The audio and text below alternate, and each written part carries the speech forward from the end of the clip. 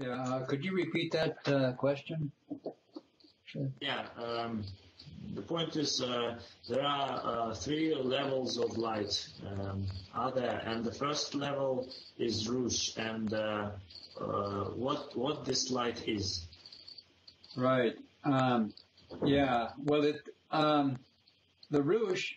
Now remember that corporea has zero, zilch, nada, nothing movement, other than it's moved. Things move it. It doesn't of itself. Corporea has no motion in and of itself. This is that's the outermost manifestation of the Ruch level, and the outermost manifestation, and that's corporea. So the corporea has no motion of it, and in the, likewise or similarly, the Ruch, the core in man, his soul, that is stillness, that is form, that is the repository of all stillness, all form, all interiorness. That's Om. It's a place of Om. Right. It's a place of receptivity, of reality. And that feminine aspect of Jihadi. Right. And Ria, R-E-A, is one of the ancient feminine names for the Creator. And the station of Ria is in the north. In the north, the 66, we see in Samoin, the beast. And, but it's also, but that's, remember, that's the outermost expression, or moving toward the outermost. And so we can think of the soul, the Ruch, as being the center of light. And we have this, everyone has access to this within them. Whether they can access it or not, the ecstatic state takes man away from seeing the Ruch. The ecstatic state is out here somewhere towards corporea. So in order to perceive the Ruch, you have to not respond essentially to the ecstatic state, but perceive the Ruch underlying it. Perceive the Ruch, the soul light that's within all and under all. Think of a white light, a very dense white light. It might help you to think of a frosted incandescent white light bulb, for example, or a fluorescent white light, but very dense, just crystalline. Think of it maybe as crystalline. That might help, but dense, but really dense.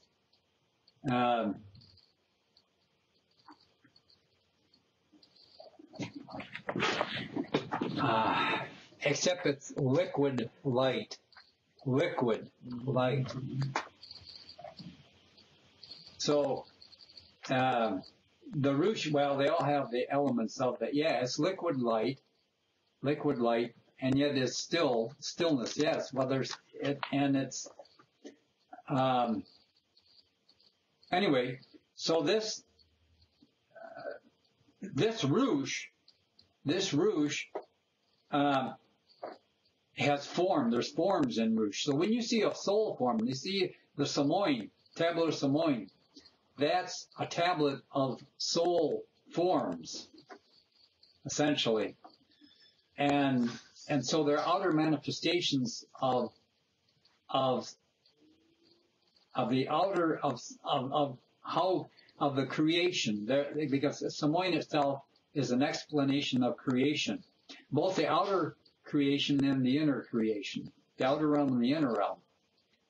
And the forms are because of the Ruch. Think of Ruch in terms of being feminine, okay, and up here being masculine, being the nay, the going forth, the ethi, the all movement. And this is the all stillness, the all female, the womb, within which, when the seed enters the anchor, it becomes united, becomes a living entity in the womb. This womb, it's called Rhea. Rhea is the womb. This is her womb. Rhea, the feminine of Elohim, Rhea. Elohim, Rhea. We can read in Oahspe the places where the names of the creators are. I should say not creators, plural. There's one creator. But the places of the names of what I meant to say was the stations or the labors, the office, the role, the function of the Creator, how the Creator relates to you, how he relates to the creation. He does that in 4 different ways on the true cross. That's the 4 directions, the true 4 directions. And this bottom one, which is the north, up here is the south, this north, that's where Elohim Rhea. Now Elohim, all one. Elohim, it means all one. The all person. Elohim. And Elohim is the all center, the all light. Rhea, the feminine of Elohim, is the womb for everything, for all this. And they have a son and a daughter. Son and daughter of Elohim Rhea. And the daughter is Cosman. What does she do? She keeps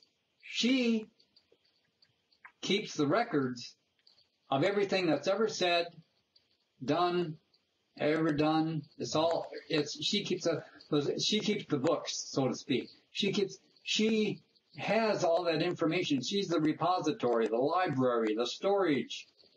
But not only of what has happened, but will happen. That's Cosman, that's the daughter. And then the son is Uz. The son of Elohim Rhea is Uz. Now when I say Elohim Rhea, I'm talking about a specific function of the all-person.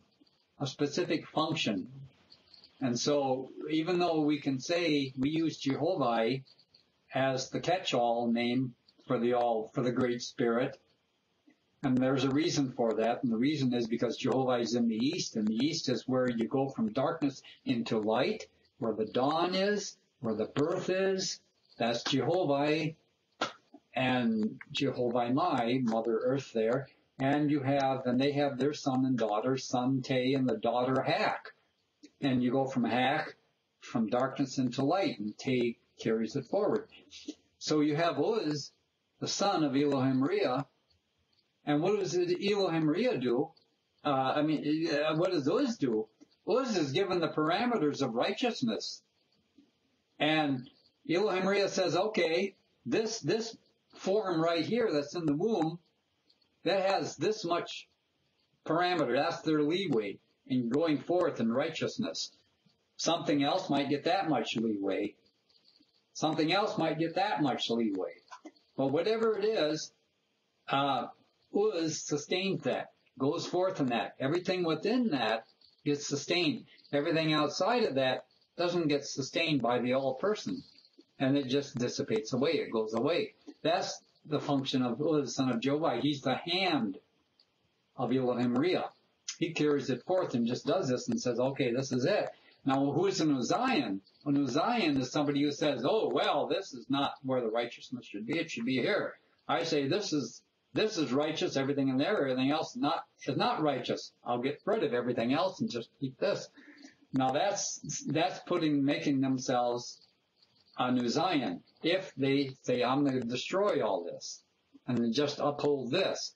Now, if they just uphold this and didn't destroy, then they would be laboring with Uz, son of Jehovah, because that's actually what Uz, son of Jehovah, does, is he sustains that which is within the parameters of righteousness.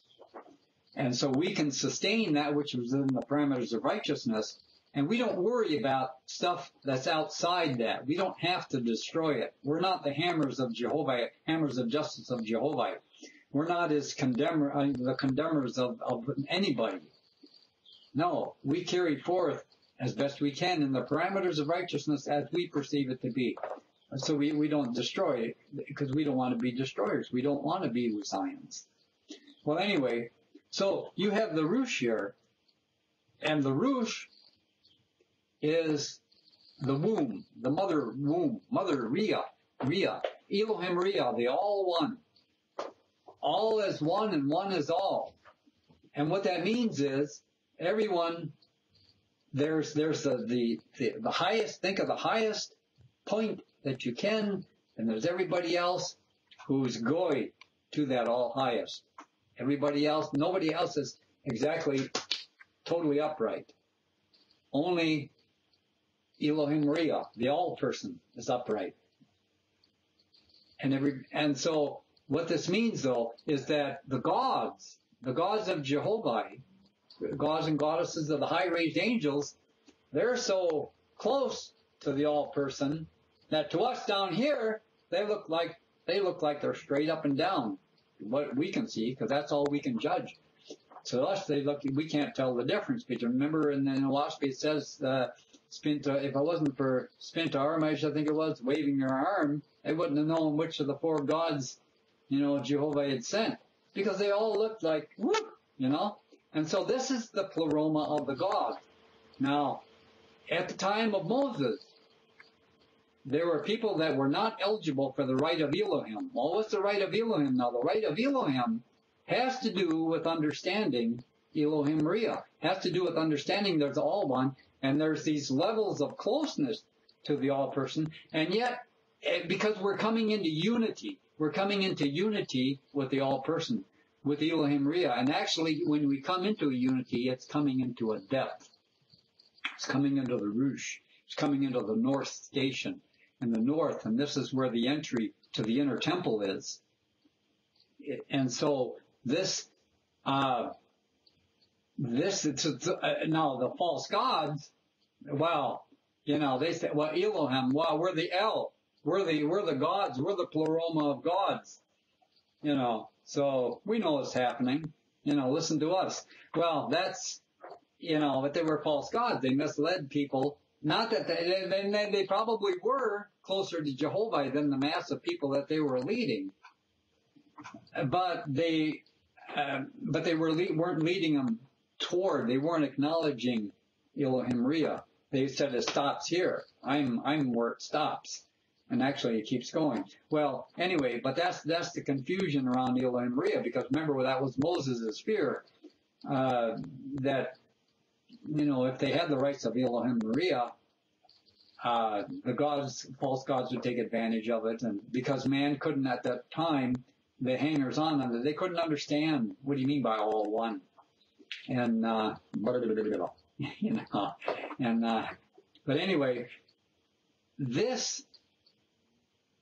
so Elohim Rhea, so Rhea, the descent of the seed into the anchor in the creation of any creation, here on the wheel of life in the north station, Elohim Rhea is the womb for this, Rhea. And so you have corpor Rhea, atmosphere Rhea, ethi Rhea.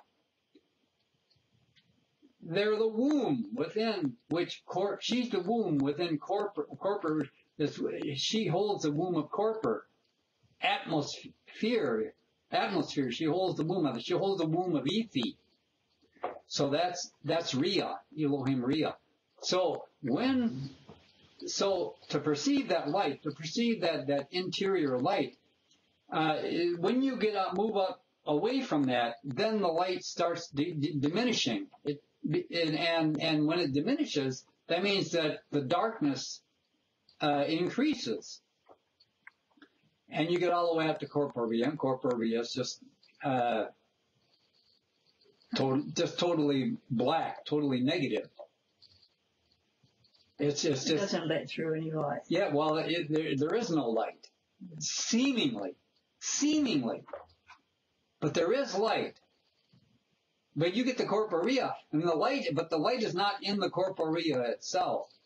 The light is in the S aspects that is within the corporea, that are within the corporea. So, as you move out this way, and most people, virtually everyone who experiences the ecstatic state, they're out here. They experience it out here. And to attain to see the Ruch, you have to let go of the ecstatic state experiences and search instead for that which underlies it, which is the Ruch. And eventually, if a person kept going, wanting to see it, they could see the Ruch. Now, the thing about Ruch is Ruch informs the spirit. The spirit is here in the heart, in the Vas light area. The mind up here in the Shem area, in the Yethi area. And you have this down here in the Ruch. In the Ruch, it informs the spirit. Now, if your soul is clouded, it's got all this stuff. Now, when you get close to corporeal, which is the outermost limit, there's a certain density to it, and a sort of a crystallization in a sense, and but right before that, it's very thick and dense, and this is what the Sergas use. And mortal Sergas, generally, they can, depending upon their purity, but they can move in toward the light, toward the soul. And usually the angels then come from the Ruch and go out to it, those who have attained to it, depending upon the grade of the angels, that are manifesting. And so, this Ruch, so you can hear, it's through the Ruch, because we could think of this as the horizon. Up here is light, and down here is darkness or depth. But you have light in the depth, and that's the Ruch. And so, and what do you do in the darkness? You hear the voice of the Creator in your soul. He speaks through the Ruch. He speaks through the soul, through the Ruch light. Through the Ruch, he speaks. And the Ruch is union with everything. So when Jehovah speaks, it's like everyone listens. Everyone. Everything. Not just everyone, but everything. It's just total wow. And this is so that's the oneness. That's with Elohim Real. The really ecstatic state was like a really pale. Well, it's a corporeal. It's a corporeally manifested aspect of it. And the thing about the ecstatic state is generally it's very short-lived. Yeah, because the body can't take it. Well, the physical body can only take it. No, it's not that. It's just that you can't. You got to. Well, it's to some extent, but mostly it's because your body has to be totally. You have to be totally in tune with Jehovah's body. In order to be totally in tune with Jehovah's body, you have to be totally in tune with Jehovah. And who's totally in tune with Jehovah to have a totally in tune body?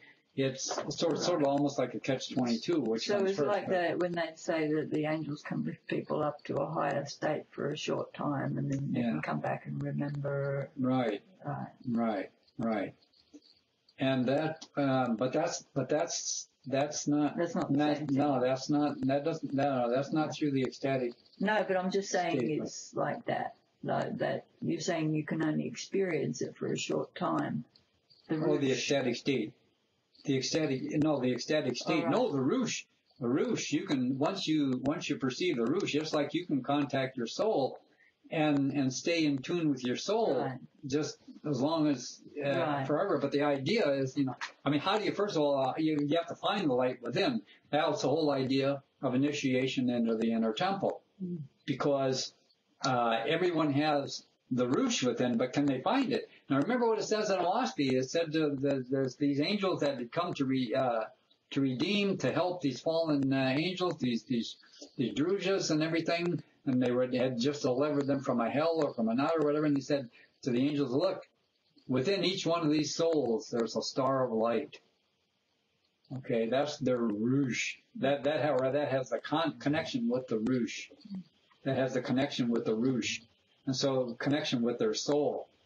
And what they do, what happens then in the initiation is that the angels of Jehovah come and they strengthen this light within, this soul light, so you can get glimpses of it, you can perceive it.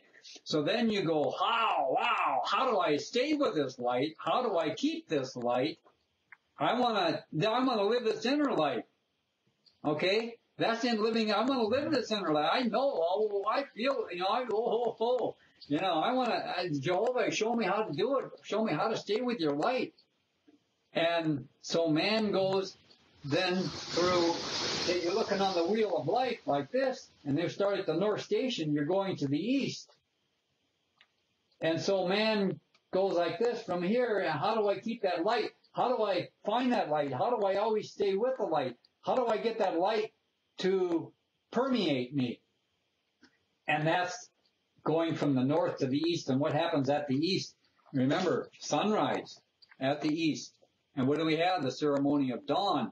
That's the light. So, and Jehovah, remember, is going from darkness into light. He's the one there moving from darkness to light. So we pray to Jehovah because we have a lot of darkness in us. Why do we have a lot of darkness? We have a lot of darkness in us, and we can know, and we can actually purify that darkness. Matter of fact, man is going to. We have to, because we are one measure away, half of a cube, which is no variation in the vortex of the earth, from the time of Satantes, when the Ethiopian age began, 72,000 years ago, and half a measure, twice of that, 144,000 years. So, and what this means is that we've come to a time when man went down into the depths and came back up, and now we're at the east station, coming from the darkness into the light. And we have to learn how to deal with and rise above and redeem the say. Say is 19, is evil. 19, we find that in Samoan. And what's its symbol? Its symbol is the two little crossbones here in the midst of a circle, two little, right down in the little tiny, in the center. And sometimes they're shown as snakes. But what this means, it's 19 is what's at the core of the social order of man. Because you look at the first row of Samoan, it starts with foundation. And then it goes all the way through to number 11, which is the Ruch, which is the lower image of the foundation. And we go to the second row, which is, so that first row is a subjective row. The next row down is an objective row. And the first foundation on that objective row is man. So he's experiencing all this stuff, those first 11, he's experiencing those objectively. And so what he's experiencing in number 19, because number 12 is man, GAN, social man, collective man. They're talking about the social order of man. They're not talking about just an individual man. Yes, the individual is part of the social order, and he is a part of it. But the total of all of them together is the collective man. And that's the social order. You get to 19, 12, 13, 14, 15, 16, then 19. 19 is the eighth pulse of that foundation. And the eighth pulse has to do with the field, has to do with what's at the core of what is, of the reality. What is at the core of the social order? This is what 19 is. This is what say is. Sabia, because remember this is in Oahspe, Sabia. Out of Sabia comes Cosman. Sabia. Say is what's at the core. Now, outwardly, yeah, the beast is going to manifest, say, as evil, because they want to get theirs, because they see the social order not fulfilling, and so things are collapsing down into only a few get or whatever, and they want to get theirs. That's how they perceive it. That's the evil. But the faithist, the emetha, they see this as what's at the core of the social order. We know what's at the core of the social order. We know that the core of our social order is Jehovah's kingdom. That's Jehovah's kingdom is at the core of our social order.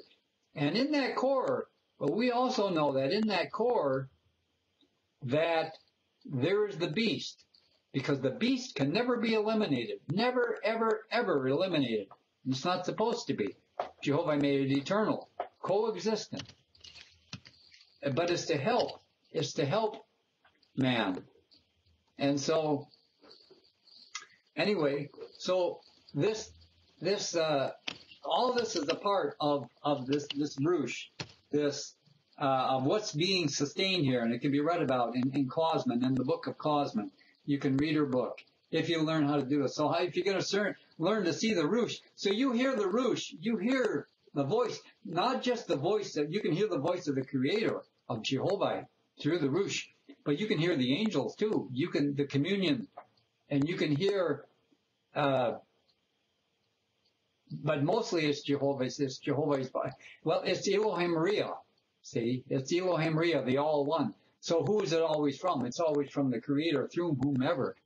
It's always through the All Person through whomever. So when you hear this Ruch, everyone responds to Ruch. Everyone, everything responds to Ruch. Only here's the deal.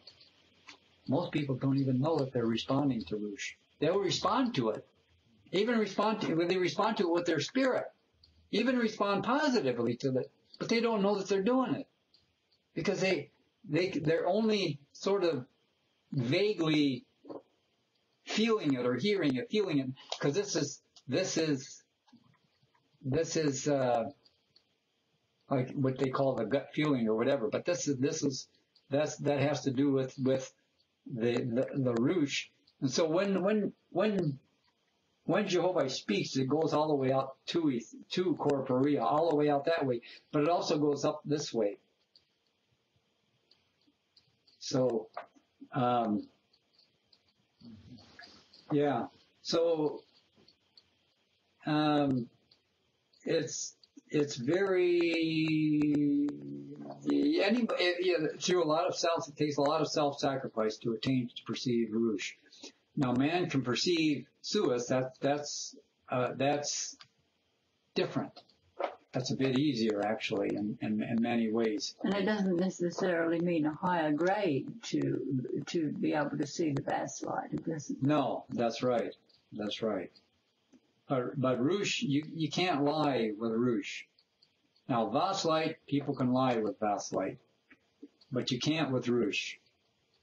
And you can't with Shem either, as far as that goes. But vast light, you can. You can. Well, it's not really lying, but let's say deception or deceive. And people are given voice. So it's because of the chakras are vibrations. For the physical body, and the second one up here on this level sorts the vibes, and so that's what the voice is for, to sort the vibes. And so people can sort the vibes as they will sort them. And hopefully, people sort the vibes and reveal Jehovah through the vibes, or not necessarily. Well, I don't know if I want to use the word reveal. They use the vibes so that Jehovah can be perceived. It helps people to perceive the message behind the vibes, which is the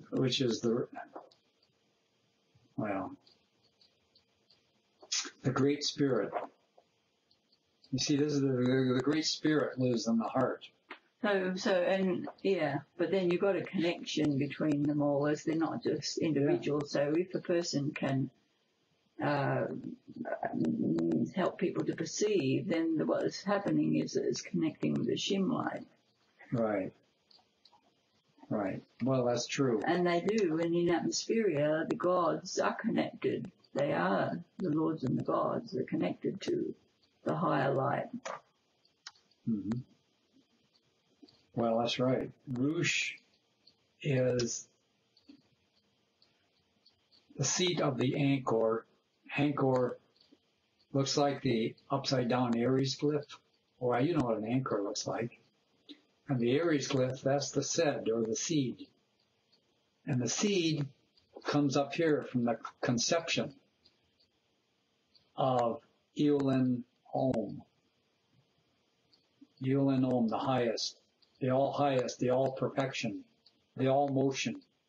Always, you can never catch up with Eulin Om. You can only just get closer than what you were. That's eternally.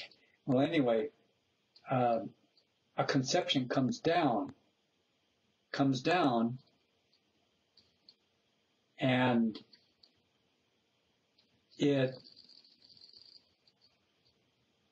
so the Sid always descends.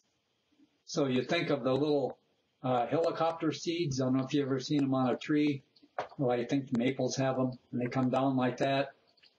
And they're shaped like a sed kind of thing. So that's like a symbol, an emblem of that descent of the seed. And the anchors always tend to rise, even though they're anchored in the earth. They tend to rise, and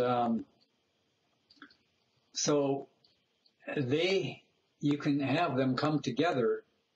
They come together in the heart. And it's the union of the sed and the anchor, or the seed and the anchor. And out of that union of the seed and the anchor, now there's a lot of representations of this. The outermost representation of that is a new life form, like a new child is born, a new conception. And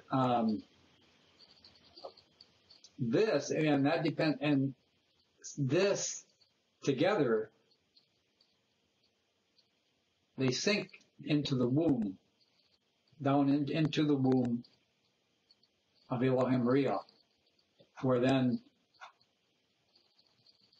well, I won't go any more into it, but eventually, the conception wants to take on form, starts taking on form, and that's the role of Ria and of Mother Mai is to allow that form, that substance flies to that form, to that etherealized form, and becomes ever more thicker and densified until it come to the east and a form is born.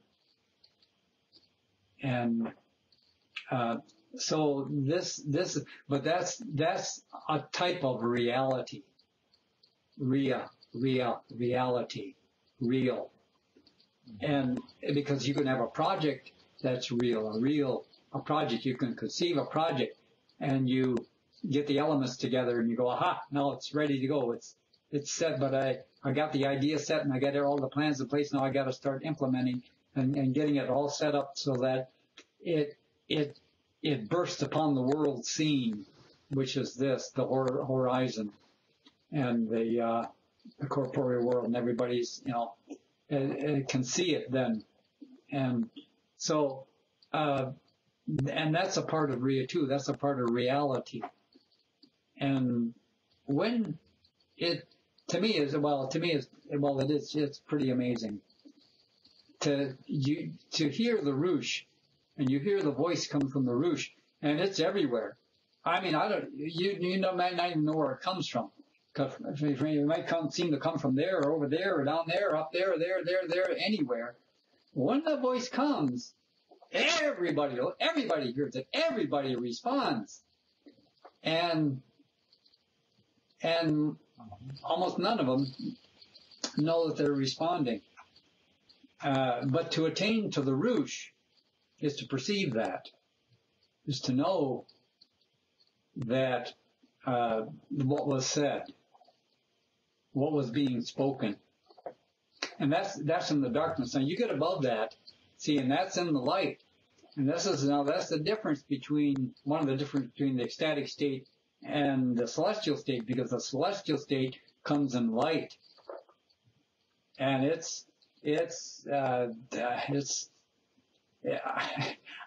I'm at a loss for words because it's so indescribable. I don't know. Well,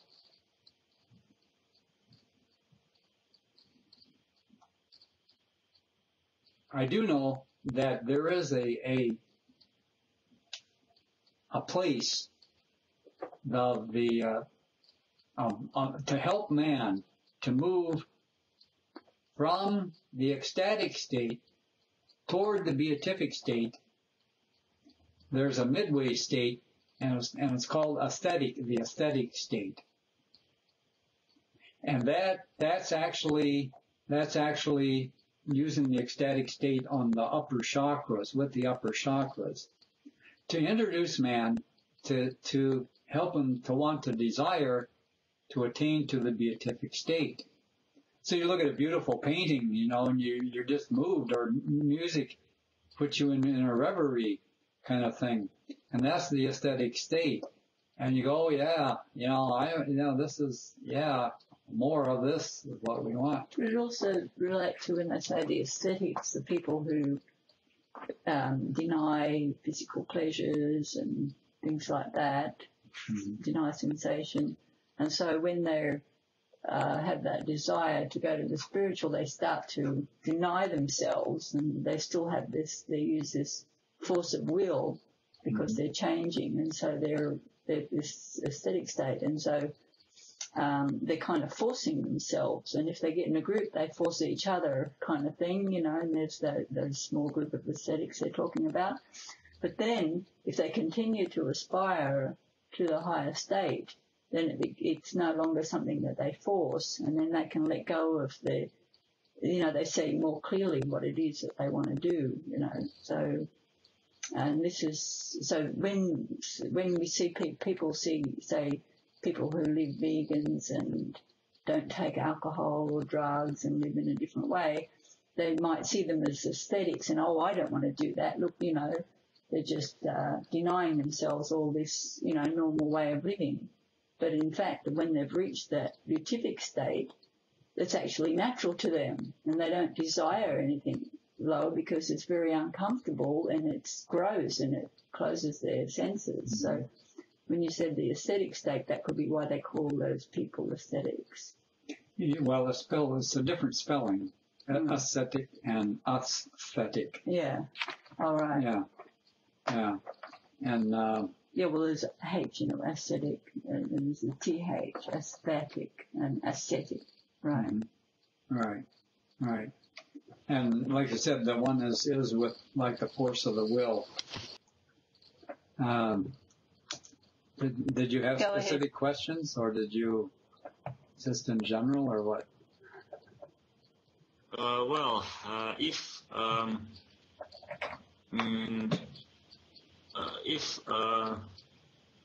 If Ruch light is heard by everything, then why do we need Vas and Easter light? How are they manifested? Yes. Well, the interior Ruch is a light that comes from the interior realm, and the interior realm. Well, let's see. Well, first of all, let's look at the exterior realm.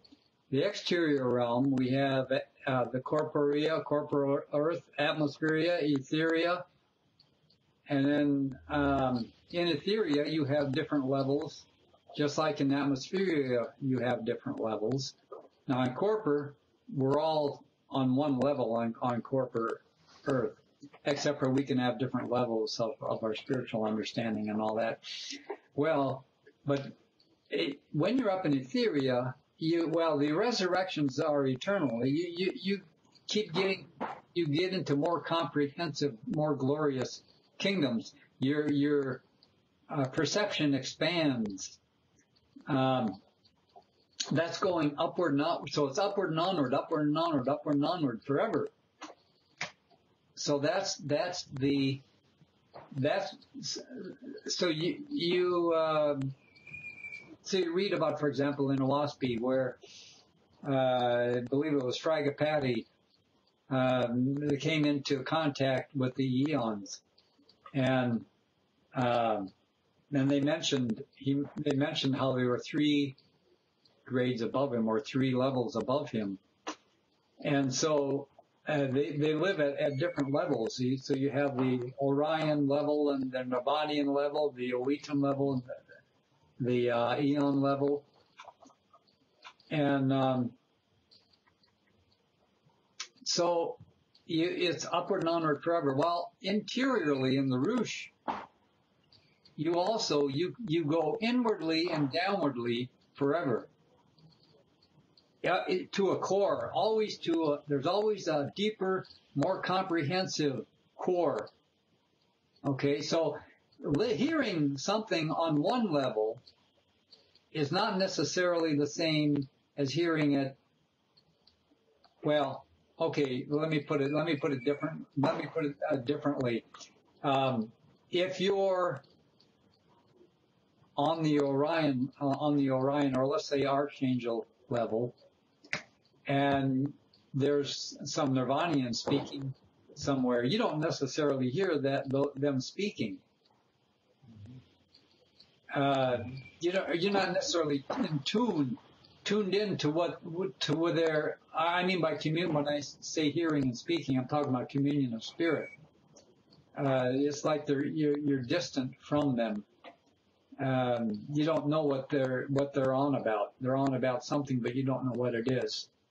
And the same with the interior, with the Ruch. Okay, now the Creator's voice. The Creator's voice starts at the very, very core, Elohim Ria, and it comes outward and upward. Okay, and everyone responds to that. Only they don't necessarily know it. And that's the difference. They don't necessarily know it. Which is the same as up in those higher realms. We don't necessarily know what the Etherians are saying right now. And we don't know what the Nirvanians or the Oetans are saying, because we're not living there. It's beyond our condition. And even when we're amidst ourselves, we don't necessarily know what each other is thinking. It takes a long time. So when, for example, people become brides and bridegrooms to Jehovah, while they're married to Jehovah or to Om, but that doesn't mean that it just means they're married, that they're moving toward a oneness. Doesn't mean that they've attained to that oneness yet. That's the Nirvanian state. Well, actually, the Orion state has that oneness with the Creator. It's longer durations.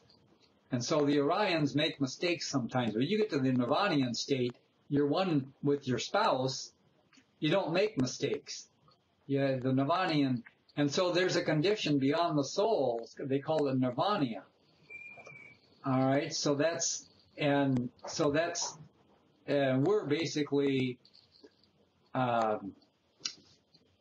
we're still aware of it. Our soul is aware of it. Our soul is always aware of all these things, but it's whether our consciousness, is aware of what's going on in the soul, of what's going on in these interior realms, the same as all these exterior things are going on, and are we aware that they're going on? And even on our own level, around the earth, we don't know everything that's going on. Now, we build up as gods.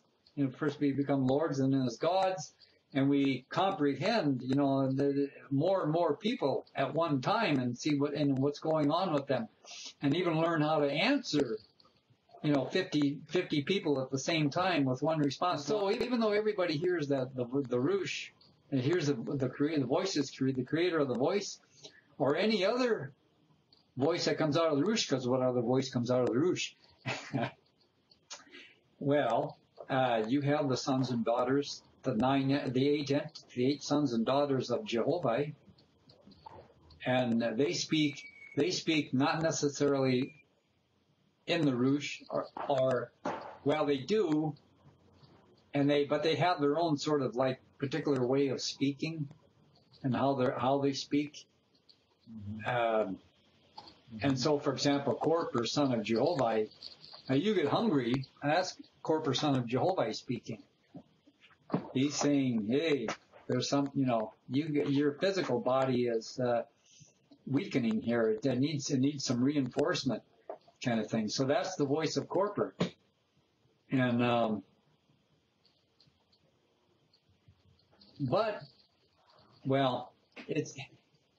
they're sons and daughters of Jehovah, and they're right next. I mean, Jehovah can speak through them, just like Jehovah can speak through the gods and the Orion chiefs and all that. He can speak through the nine entities, and so they can speak through the Ruch, as well as their own particular whatever it is that their Jehovah created them to do.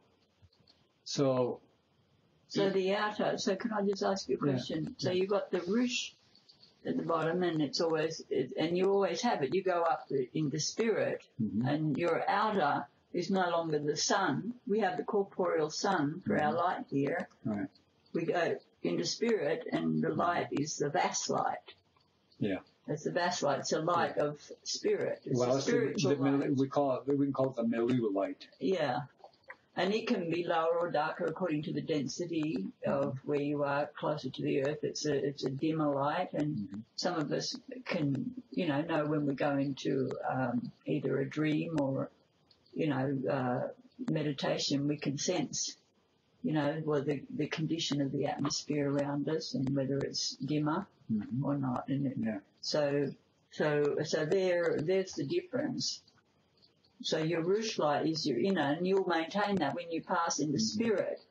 You still have your inner Ruch light, and it still is inner. But then you no longer have the corporeal light, you have the vast light out around you. As your Melu light. Yeah. Right. And then when you're taken up into etheria, you resurrect into etheria, the vast light is left behind. It's in the atmosphere. It's like the corporeal sun. Yeah. But you can go down into it. Yeah. Just like the spirits were able to come down into the earth and get those corporeal bodies because it was very thick sinew atmosphere, and then they could experience the corporeal sun even. So it's not like it's it's gone. The condition is you're still aware of that condition, but you're not living in it. That's not your objective, right? So the etheric solution.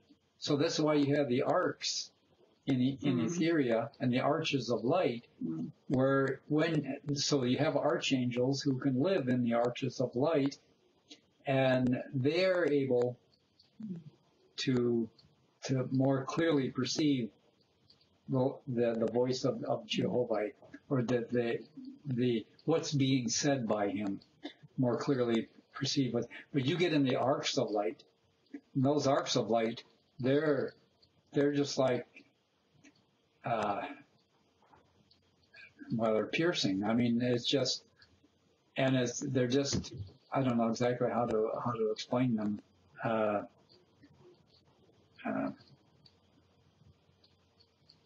But it when you're in etheria, you move to increasing clarity. So, but what you said was very good. Was very good as far as the birth, because you see, the corporeal world, the corporeal womb of the mother is basically the womb for the mind of the child. Corpor greatly affects the mind of man. Corpor does, and so, and that's how even when they made the flatheads, they flattened it and it pushed the mind to perceive heavenly things rather than corporeal things.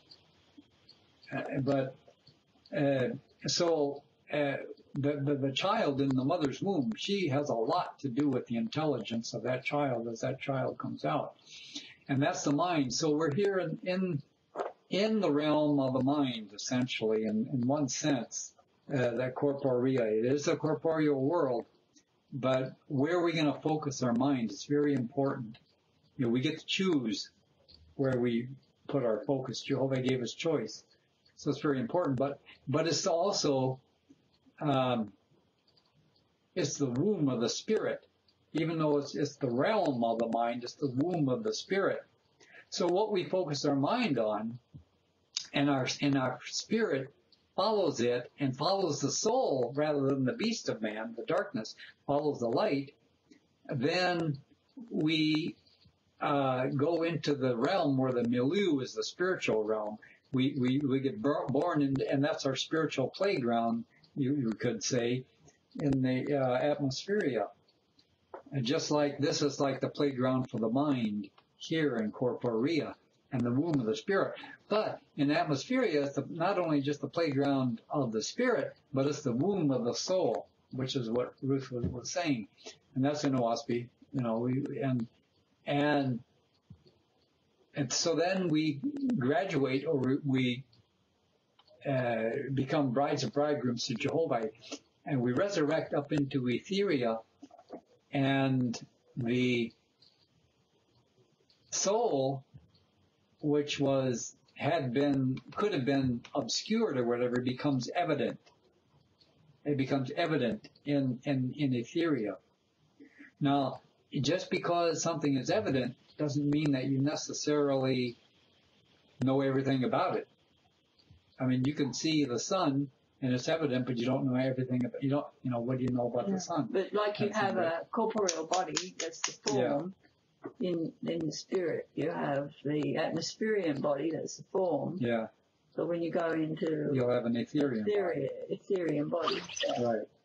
And but the soul will become evident, obvious. It's clear and seen. Right. And that's why too spirits can affect the mind of man. Because that's their playground, and this is the playground of the mind. But we don't necessarily, the corporeal mind doesn't see the mind up here. I mean, it doesn't see the spirit up here. And so the spirit can affect our mind, and actually it can affect our spirit in our womb too, just like if you give loving thoughts to, the woman gives loving thoughts to her child in the womb, it affects the child's development. So that same type of a thing. What is vast and easy light for us now? Is it a thing that should be considered, or is it a thing that may be seen only by a prophet? No. Anything that the prophet can see, anyone can see. They just have to develop. The capacity is there. We just have to develop it. It will also come. It also comes. Mm-hmm. It comes when a person has aspirations and has a practice, a discipline, and for the faithless, it's the faithless discipline of purity and of body and thoughts and cleanliness of diet. Working, to clean ourselves and free ourselves from the dominion of the beast within and without. So we stand up to it. If someone says you have to do this evil, we don't do it. And when we feel it inside ourselves, we don't do it either. So all these things will help that to develop because that the purity clarifies our perceptions in our mind. So then these things come. So it's not like, you have to work on them particularly, keep trying to look and see something. It will come. These things come in. No, it's not.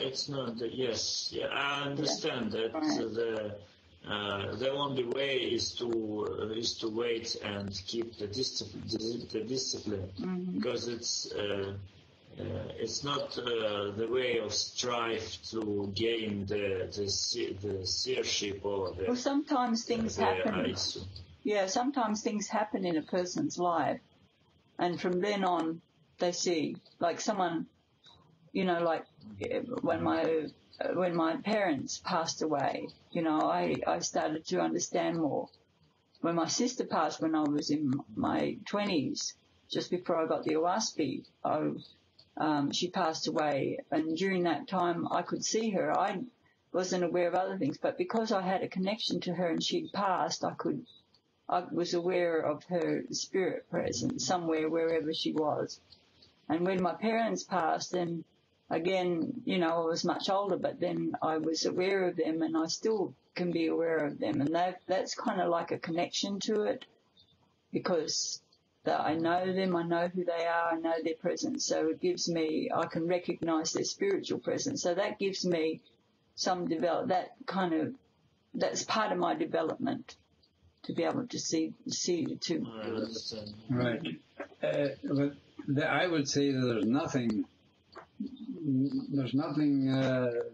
that. And in the, what can I nothing but good. Can I just finish that? Can come from aspiring. Aspiring, yes, and I mean, but people try, and then they feel discouraged because they're not getting the results they want. They hope to get results, and it's not coming, so they feel discouraged, and maybe there's no truth in it. So that's not the case. But what I want to say was, with the Native Americans, well, it's in their culture to do that. It's in their culture to go out at a young age and do a vision quest. So they fast. The one that Fool's Crow talked about it's a 4-day, night and day, and they fast, and they don't drink water for 4 days, and they go to the place and just they to find out what they want to do for the rest of their life. And a holy man goes with him to help, so that he can experience and help. So they have that in their culture. So then they already, because they have that spiritual, that the spirit is real. Everything is the great spirit, and so they don't have to, it's part of their culture to develop into that. Yeah, they don't have to try to strive for it. Yeah. They already know it's there. Yeah. And the Aboriginal people in Australia, they see, a lot of them, it's just natural for them to see people who have passed. And then some of them say, well, you mean that it's not normal to see them? They kind of, because they also have a similar culture where, they have the spirit is real to them, but it's I heard of this. Yeah. I heard of the Aboriginal dream culture. Mm-hmm. It is called like a dream, a time of a dream. Mm-hmm. But it's, I understand that it's more like seership or is. Mm-hmm. Yeah. Mm-hmm. Oahspe itself said that was its purpose in writing it was to show man how you can attain to those things, how to attain to seership, essentially, how to perceive the atmospheria, or we should say the spirit realms and the etherian realms. So, yeah, it's good. Because what they say, if you know what you're focused for, you're going to go for, you have some direction to go in, and you can just float, and go wherever your vacation. Some people like doing that.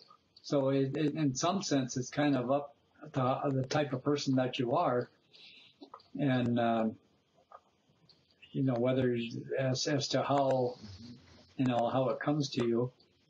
Your teachers, your Ashers, they know it like that, but as far as, but they're working with your soul, and helping your soul to unfold and all that. And same with everyone. So, you have it within you, actually, as to know how to proceed and everything. So, I myself personally aspired to understand those things. I wanted to understand all that. what is this and what is that and how come it's this way and how come it's that way? And I just pursued it with fidelity. I don't know, what do you call that? Determinedly or something, and wouldn't stop and just kept moving toward it. And I was eventually brought there. So, but the reason I had to do that was for more like what Ruth said, because we don't have a culture that has that pathway open for us to go there. So we have to pioneer that. We have to go and desire it, aspire toward it. Because, you get somebody, an explorer, out going cross country, they have something, someplace in mind. They have to have an object in mind. Otherwise, they're just going to be gambling around and get lost. So they're going to say, well, all right, I'll arc around and we'll just, find out about this mountain range or something, or we're going to go to the Pacific Ocean or whatever it is. But they have some object in mind. And that's sort of like the same as aspiration, knowing where you're headed and why you're headed there. If that's what your inspiration is, it's your direct inspiration from Jehovah. You're the only one that can really speak to that besides Jehovah and those in the know.